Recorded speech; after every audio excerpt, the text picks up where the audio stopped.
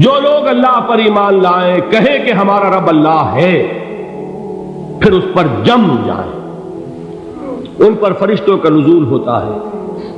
نہ کوئی غم کرو نہ خوف، خوشیاں مناؤ جنت کی جس کا تم سے وعدہ کیا گیا تھا۔ اللہ کی ربوبیت پر اطمینان جب انسان کو ہو جاتا، میرا رب اللہ ہے، ربی اللہ، انسان کے لیے نہ کوئی کھٹکا، نہ کوئی خطرہ، نہ کوئی خوف، نہ کوئی حزن۔ جو کچھ ہو رہا ہے کس کے اذن سے ہو رہا ہے؟ اللہ کے اذن سے۔ اللہ کے اذن کے بغیر پتا تک نہیں ہلتا۔ یہ کوئی اندھا بہرا مادہ نہیں ہے جس سے مجھے کوئی خوف ہو۔ اندھا بھینسا چلا آ رہا ہو اس سے تو ڈرنے کا ہر انسان کو ڈرنا چاہیے، نہ معلوم کس کو ٹکر مار دے۔ لیکن نہیں، اس کائنات کو چلانے والا ایک سمیع و بصیر خدا ہے، وہ جو میرا دوست ہے، میرا ولی ہے۔ اللہ ولی الذین آمنوا یخرجہم من الظلمات الی النور۔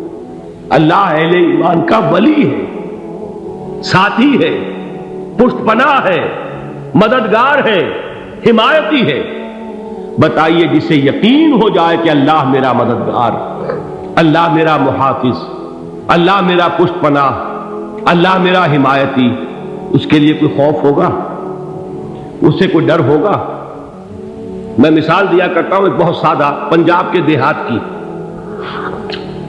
تو بڑا چودھری ہے اور کوئی غریب کسان ہے۔ اس غریب کسان کے جانوروں کو ہر وقت اندیشہ ہوگا چوری کا، کوئی میری بھینس کھول کر نہ لے جائے، کوئی میرا بیل کھول کر نہ لے جائے۔ لیکن جس کے بارے میں یہ سب کو معلوم ہو کہ وہ جو بڑا چودھری ہے وہ اس کا دوست ہے، اس کی بچیا کو کوئی خوف ہوگا؟ اس کی بھینس پر کوئی ہاتھ ڈالے گا؟ اسے کوئی اندیشہ ہوگا؟ نہیں۔ کیوں؟ کہ وہ بڑا چودھری، بڑا اس کا یہاں کا سردار، جاگیردار، سب کو معلوم ہے وہ میرا دوست ہے، کوئی میرے خلاف اقدام نہیں کر سکتا۔ اس دنیا میں یہ چھوٹی سی بات اگر آپ کے دلی اطمینان اور سکون کا باعث بن سکتی ہے تو ذرا تصور کیجئے۔ میں لفظ تصور استعمال کروں گا صرف اس لیے کہ اس کا ہم جس کو کہتے ہیں ادراک اور شعور کر نہیں سکتے، اگر کے ساتھ کر سکتے۔ اگر یقین ہو کہ اللہ میرا مددگار اور یقین ہو کہ اللہ ہر آن میرے ساتھ ہے، پھر کوئی خوف؟ کس کا خوف؟ کوئی شے اللہ سے بالا تر ہے؟ کوئی قوت اس سے زیادہ طاقتور ہے؟ کوئی اس کے ارادے کو بدلنے والا ہے؟ کوئی اس کی مشیت کے آڑے آنے والا ہے؟ یہی بات ہے جو حضور نے فرمائی، یہ ایمان کا حاصل ہے لب لباب، کہ دیکھو اچھی طرح اس بات کو ذہن نشین کر لو، اگر تمام انسان مل کر تمہیں کوئی نقصان پہنچانا چاہے نہیں پہنچا سکتے مگر جو کچھ اللہ نے لکھ دیا ہو، اور تمام انسان مل کر تمہیں کوئی نفع پہنچانا چاہے نہیں پہنچا سکتے مگر وہ شے جو اللہ نے طے کر دی۔ آپ پھر میں کہوں گا ذرا طاری کیجئے، اسے فرض کیجئے، اسے سوچئے۔ اگر اس حدیث پر ہمارا دل ٹھکا ہوا ہو تو کسی سے ڈر ہوگا؟ یہ مجھے نقصان نہ پہنچا دے، یہ میری رپورٹ خراب نہ کر دے، یہ میری انکریمنٹ نہ رکوا دے، یہ میرا یہ نہ بگاڑ دے، یہ میرے یہ نقصان نہ پہنچا دے۔ اس کا ڈر، اس کا ڈر، اس کا خوف، اس کی خوشامد، اس کے لیے جا کر طرح طرح سے اپنی عزت نفس کو ذلیل کروانا اس کے سامنے، یہ سب کچھ کیوں کرتا ہے انسان؟